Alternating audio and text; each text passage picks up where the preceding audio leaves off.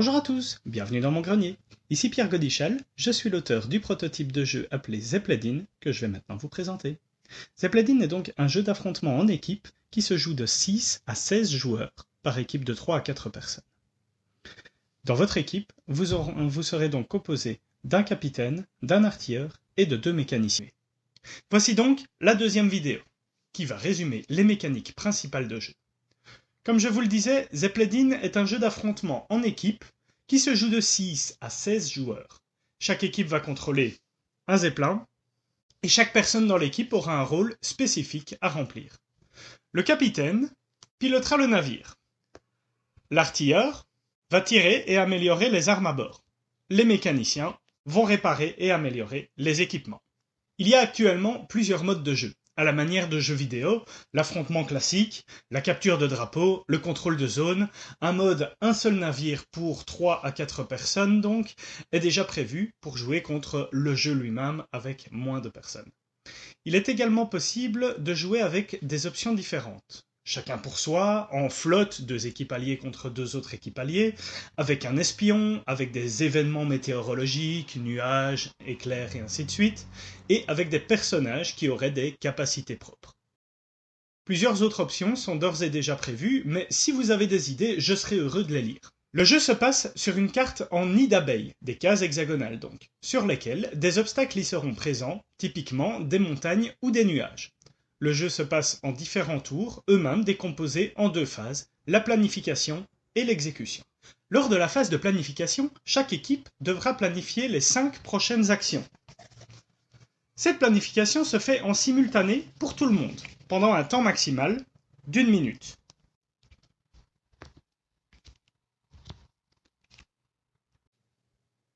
Une fois la planification effectuée, nous passons donc à la phase de l'exécution, en commençant par le premier navire à jouer, puis chacun son tour dans l'ordre horloger.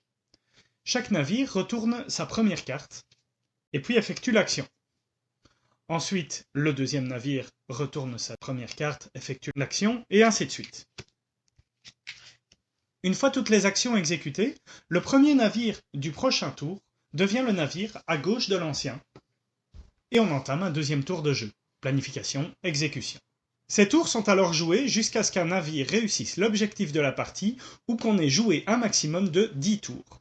Dans un affrontement classique, l'objectif, par exemple, est de détruire l'autre navire. Vous jouerez dans ce jeu un rôle au sein de votre équipage, capitaine, artilleur, mécanicien. Chaque rôle est composé d'un deck de 8 cartes qui lui est propre.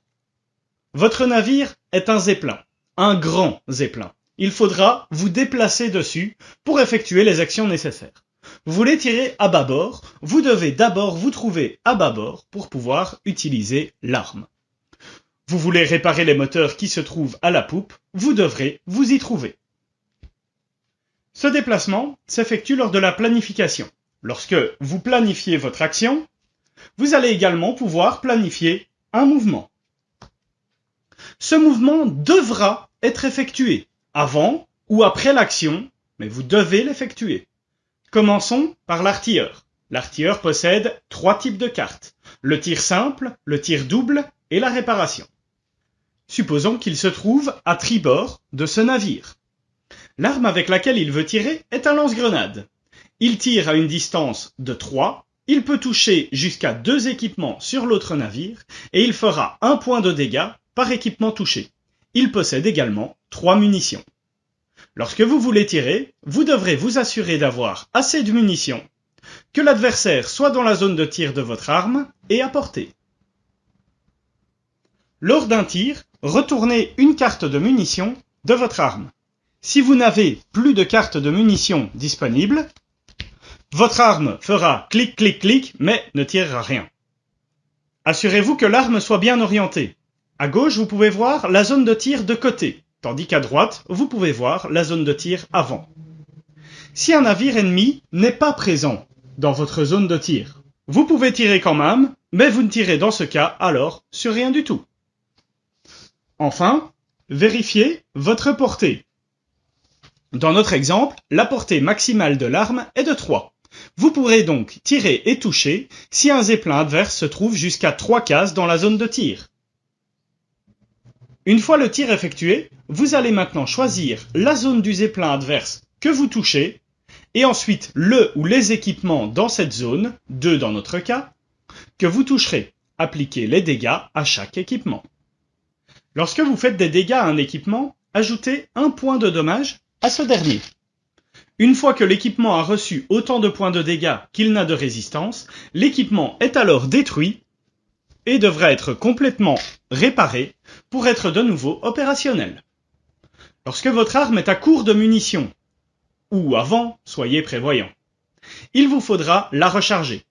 Pour ce faire, utilisez votre action de rechargement au lieu du tir pour recharger. Retournez toutes les munitions épuisées qui seront maintenant opérationnelles. Vous pouvez également, en tant qu'artilleur, changer de type de munitions. Remplacez toutes les munitions de votre arme, épuisées ou non, par le nouveau type de munitions face visible. Les munitions disponibles sont plus de dégâts, plus de portée ou plus de cibles.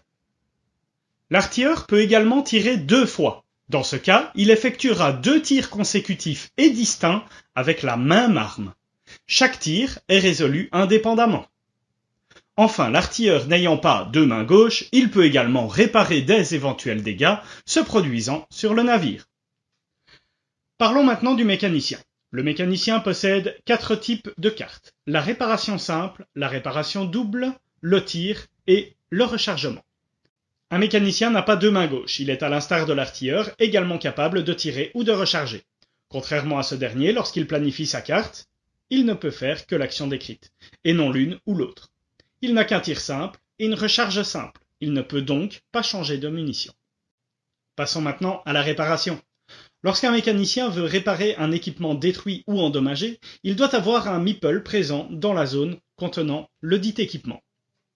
Si l'équipement est endommagé, il y a des tokens de dommages, vous pouvez retirer l'un de ces tokens par réparation. Si l'équipement est détruit, le token de destruction sera présent. Vous allez devoir réparer cet équipement entièrement. Ajoutez des tokens de réparation, les mêmes que les dommages, jusqu'à arriver à la résistance de l'équipement. Il est alors complètement réparé et à nouveau opérationnel. Retirez tous les tokens présents. Lors d'une réparation double, vous pouvez, avec le même mécanicien, réparer 2 fois de suite dans la même zone. Vous choisissez le ou les équipements.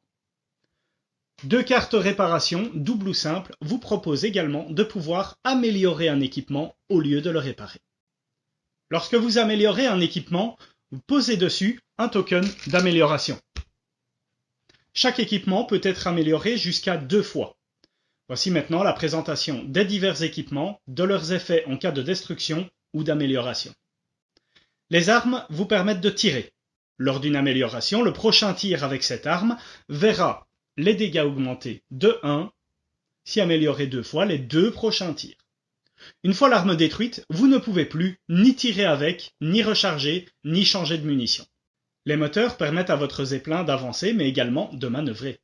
Lorsqu'un moteur est amélioré, votre zeppelin aura une vitesse maximale augmentée de 1. La vitesse maximale de votre zeppelin peut être améliorée d'un maximum de plus 2 par rapport à sa vitesse maximale initiale. Nul besoin d'améliorer 2 fois chaque moteur, donc. Si un moteur latéral est détruit, en plus de ralentir votre navire, il va commencer à vous faire tourner fou.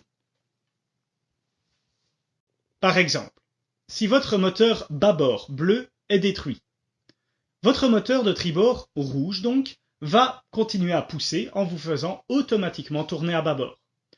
Vous pourrez toujours tenter de redresser la barre. Si vos 2 moteurs latéraux sont détruits, en revanche, votre navire est maintenant dans l'incapacité de tourner. Enfin, si tous vos moteurs sont détruits, le zeppelin est maintenant complètement immobilisé. Nous reviendrons sur les détails des mouvements du zeppelin dans la prochaine vidéo dédiée au capitaine. Le ballon vous maintient en l'air. Lors de l'amélioration, votre ballon sera simplement plus résistant. Le prochain point de dégâts devra simplement défausser le jeton d'amélioration au lieu de rajouter un point de dégâts. Une fois le ballon détruit, votre zeppelin va descendre et va commencer à racler le sol. De ce fait, votre mouvement est fortement réduit. Vous ne pouvez plus avancer ou reculer que de 1 hexagone à la fois. Votre capacité à tourner n'est en revanche pas altérée. Enfin, le bouclier. élément essentiel à votre zeppelin. Il vous protégera des dommages d'intégrité à la structure. Tout comme le ballon, l'amélioration vous permet de rendre votre bouclier plus résistant. Une fois le bouclier détruit, il est alors possible de toucher à l'intégrité de votre navire. Le zeppelin prendra alors 1 point de résistance par coup touché, quelle que soit l'attaque effectuée. Le zeppelin ne peut jamais être réparé, seuls les équipements le peuvent. Ceci termine la vidéo de présentation du rôle du mécanicien. Pour en savoir plus, je vous invite à regarder mes autres vidéos qui détailleront les actions des autres rôles. Merci d'avoir regardé et à bientôt, au revoir.